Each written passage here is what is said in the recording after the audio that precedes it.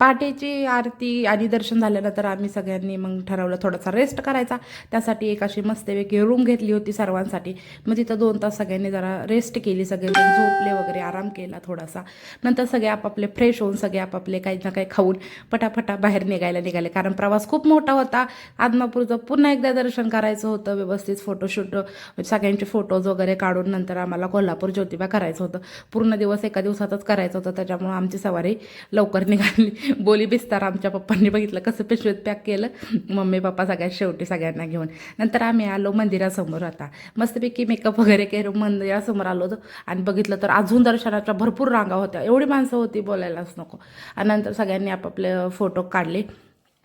खूप छान वाटत होतं, सगळीकडे माणसंच होती, मस्त दर्शन चाललेलं.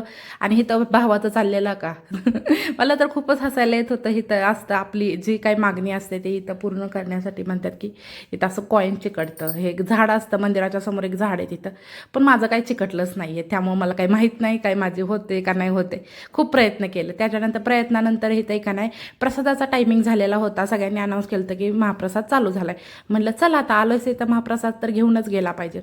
आणि इथं मला एक म्हणजे खूप असं आवडलं की स्वतःहून आपलं ताट घेऊन जायचं मस्तपैकी एका रांगेत आणि महाप्रसाद घ्यायचा होता.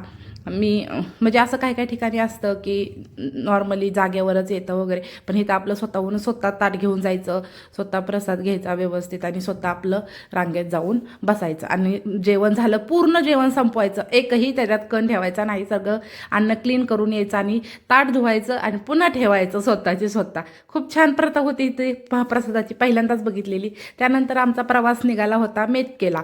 तुम्हाला माहिती आहे मेतके हे त्यांचं मूळ क्षेत्र गाव आहे.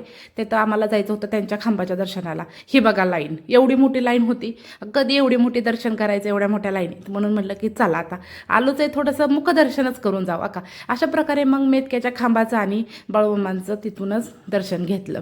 काय करणार, टाईमच नव्हता ना, पण छान वाटलं खूपच.